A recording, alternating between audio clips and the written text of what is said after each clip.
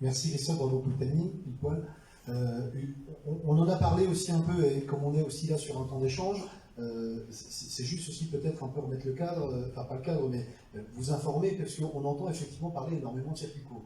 Et les FDSEA, les JA sont évidemment favorables à ces circuits courts. Sauf que nous ne pouvons pas faire des circuits courts l'unique solution pour le développement de l'agriculture. Et j'en prends pour exemple ce qui s'est passé au Drive de Saint-Dié, où on a eu une explosion grosso modo de 400% de la consommation pendant la période Covid, pour revenir à un niveau de consommation qui est quasiment sensible à celui qu'il était avant la période Covid.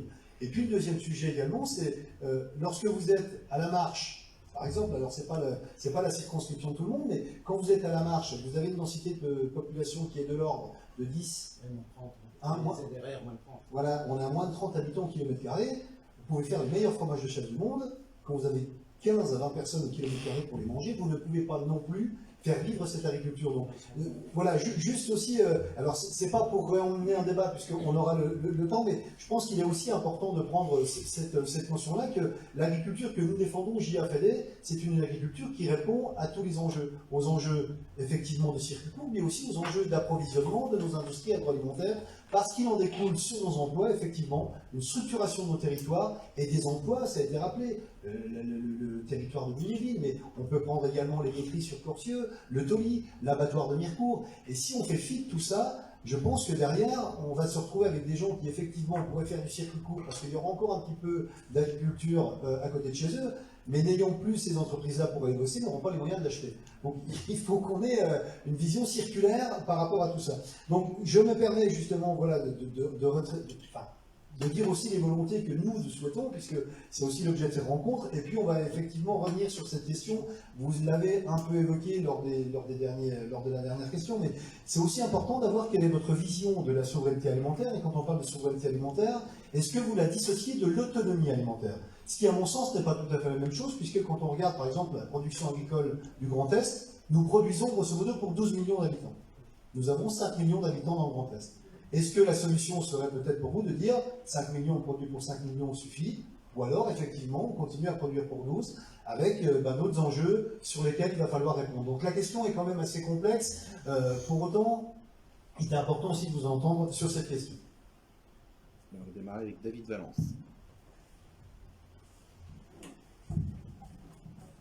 Oui, juste pour rebondir sur ce que vous disiez, je crois en effet important de d'abord ne pas penser qu'on tient une solution unique pour l'avenir de l'agriculture ou l'amélioration des revenus. Et c'est comme ça, c'est ça la vie publique, c'est la complexité. Je le dis notamment pour les adversaires qui ont toujours tendance à simplifier à l'extrême les solutions qui sont proposées. Et en effet, il faut proposer une agriculture de production qui est nécessaire au circuit court et à la commercialisation en proximité. Alors, sur la souveraineté alimentaire du pays, d'abord, je crois qu'il faut dire très simplement que l'objectif, ce sera aussi d'aider un certain nombre de pays qui sont proches de nous à passer un moment très difficile. La crise que nous traversons aujourd'hui, elle va durer, et les pays du Proche et du Moyen-Orient, qui sont très dépendants des céréales produites dans l'Est de l'Europe, et particulièrement en Ukraine, qui est le grenier de l'Europe depuis des millénaires même, ces pays-là, il va falloir les aider. Donc parler d'une autonomie stricte, c'est absolument pas la même chose que de parler de souveraineté. Il faut aller vers une souveraineté, en effet. Et d'ailleurs, on a peut-être parfois en France péché par naïveté, alors que d'autres pays, depuis longtemps, utilisent l'agriculture comme une arme, et la production agricole comme une arme dans les négociations internationales. Donc, pour cheminer vers cette souveraineté, il faut très clairement réviser la politique européenne de la ferme à la fourchette, parce que c'est une politique qui a été orientée vers des objectifs qui n'étaient pas ceux de la souveraineté alimentaire, et qui sont des objectifs que la crise a rendus obsolètes. Et donc une révision de cette politique-là est absolument indispensable. Il faut se dire aussi, en effet, que dans les accords internationaux, il faut imposer systématiquement des clauses miroirs ou refuser les accords, comme c'était le cas pour le Mercosur, où on n'a pas réussi à obtenir cette victoire. La surtransposition, beaucoup en ont parlé, ça a été un petit peu moins le cas ces dernières années. Mais c'est d'ailleurs un problème qui ne concerne pas que l'agriculture, qui concerne aussi notre industrie en France. Et donc, essayer de mettre fin à cette surtransposition, à cette politique du trop bon élève français, ça va être aussi un de nos objectifs et ça permettra d'aller plus loin à la souveraineté alimentaire. Mais encore une fois, attention à ne pas confondre autonomie alimentaire et souveraineté alimentaire.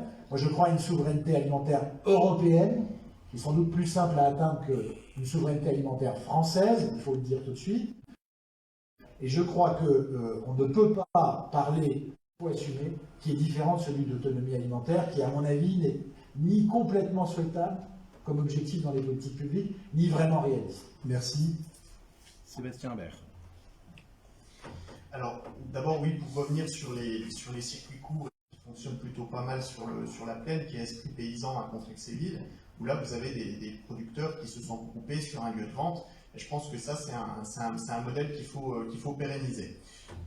La souveraineté alimentaire, pour moi, c'est aussi une forme d'indépendance de notre production destinée à nourrir la population.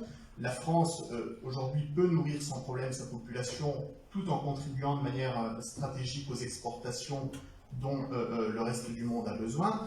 Il est à ce titre regrettable, et ça a été encore dit notamment par les différents intervenants, que la stratégie européenne de la ferme à la fourchette que Bruxelles tente d'imposer dans le cadre du pacte vert prévoit de baisser les baisses de production qui finalement pourraient provoquer jusqu'à 20% d'augmentation des importations issues de pays non membres de l'Union européenne. Et je pense que l'impact social et environnemental de cette grave atteinte à notre souveraineté serait catastrophique. Nous devons nous opposer à cette folle stratégie pour éviter ce désastre. De même, l'utilisation de matières premières agricoles doit rester marginale dans la production d'énergie, j'en parlais tout à l'heure, et bénéficier en priorité à nos agriculteurs plutôt qu'à des sociétés dont les activités nuisent à l'environnement. Je pense que notre agriculture ne doit plus être sacrifiée au nom d'un libre-échange déséquilibré qui permet d'importer des produits qui ne répondent pas aux normes de qualité françaises. Dès lors, je pense qu'il convient d'exclure l'agriculture du champ des traités de libre-échange. C'est bon pour vous? C'est bon pour moi. Merci. Jean-Jacques Gaultier.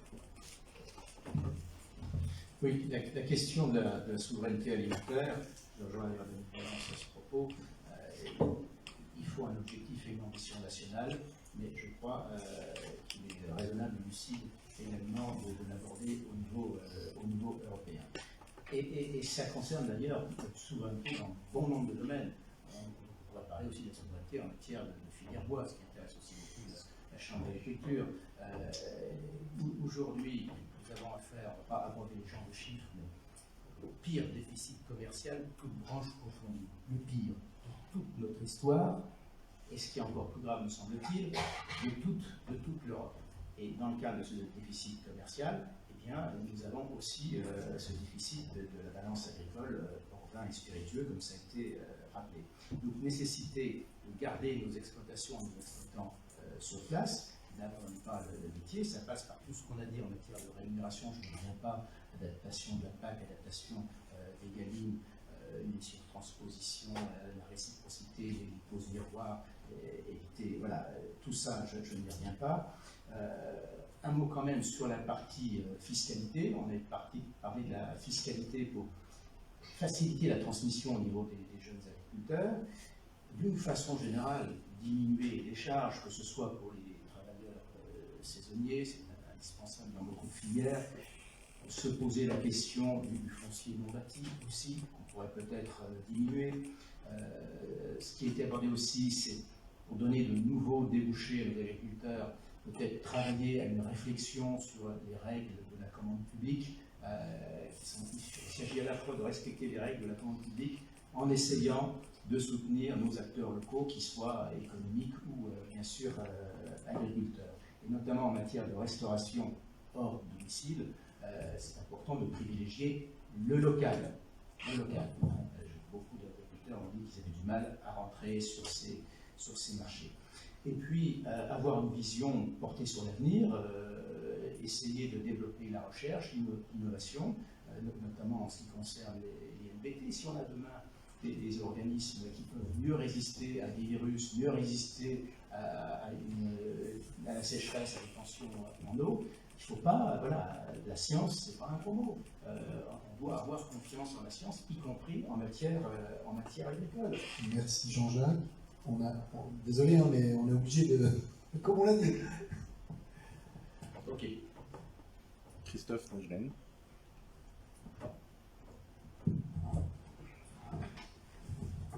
Juste pendant 20 secondes, reprendre ce que tu disais tout à l'heure, Philippe, par rapport aux exportations, parce que je me l'étais noté. On a un problème aussi en France par rapport au protectionnisme.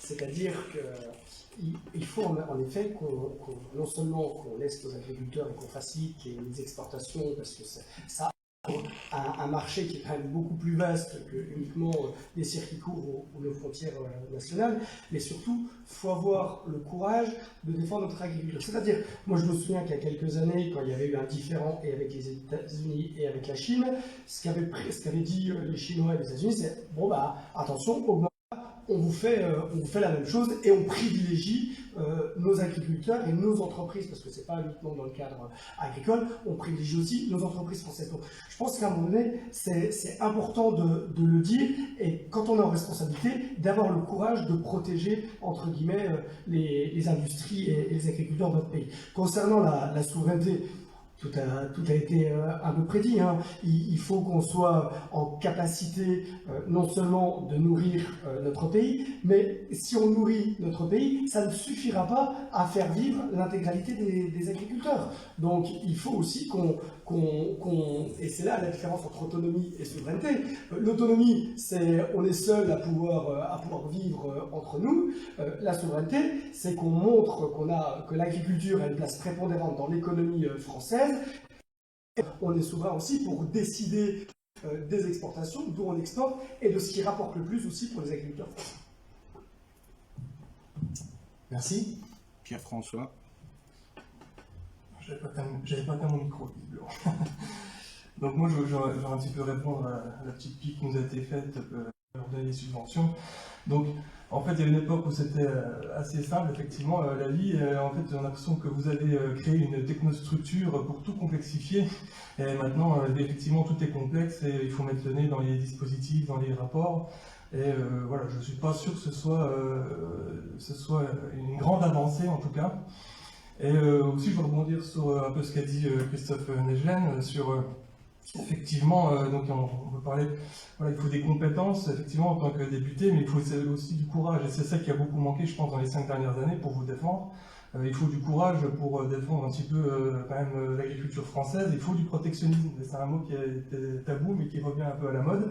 Effectivement, il faut du protectionnisme, et pour que ce protectionnisme il puisse se faire, il faut qu'il y ait un État stratège, donc ça c'est tout le cœur de notre programme pendant l'élection présidentielle, c'est ce que Marine Le Pen a défendu, un État stratège, un pilote dans l'avion pour avoir une vision globale, une vision à long terme, et une vision cohérente avec une stratégie capable de refaire de la France une puissance agricole, une puissance non seulement capable de nourrir ses habitants, mais aussi une puissance capable d'exporter, un phare pour le monde au niveau de l'agriculture, puisqu'on a la meilleure agriculture, le meilleur terroir, je le répète.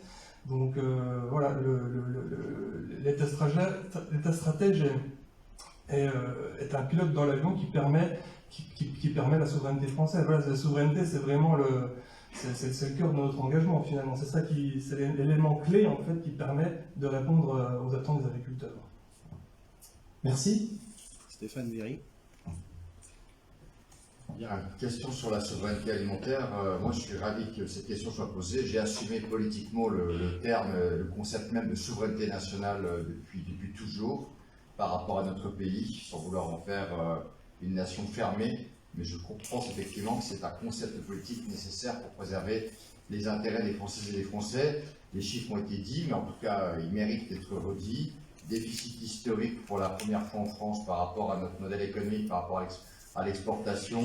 On a effectivement une production nationale française qui est désormais menacée. Et je le redis, notre pays a vocation à exporter pour répondre à la demande croissante.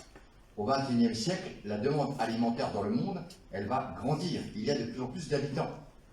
La France, l'Europe a vocation à nourrir. Donc on se met en capacité à produire et à faire. À défaut, me semble-t-il, on passe à côté probablement d'une stratégie nationale pour notre pays et peut-être une obligation morale qui doit être celle de la France. Ça a été dit par d'autres, mais je le reprends à mon compte. Il y a une aberration européenne de ce concept farm to fork. Réduire la production européenne dans les temps à venir, ça me paraît complètement à contresens de ce que le XXIe siècle exige. Moi, je suis favorable, pour dire les choses, à une souveraineté alimentaire dès lors qu'elle se traduit par un refus, je le disais tout à l'heure, de surtransposer des normes européennes. Je suis d'accord pour une souveraineté alimentaire dès lors qu'on refuse d'importer des produits qui ne respectent pas nos propres normes et dès lors qu'on donnerait priorité aux produits agricoles dans la restauration collective. Donc oui à cette souveraineté alimentaire de cette nature. Après, pour moi, l'autonomie alimentaire doit être autre chose que la souveraineté. L'autonomie alimentaire doit nous préserver et nous permettre d'avoir une quiétude par rapport à notre quotidien, mais surtout, ça doit être le jalon nous permettant d'aller de l'avant et de nourrir le monde et de faire vivre nos producteurs. Merci. Victor Bussaucé.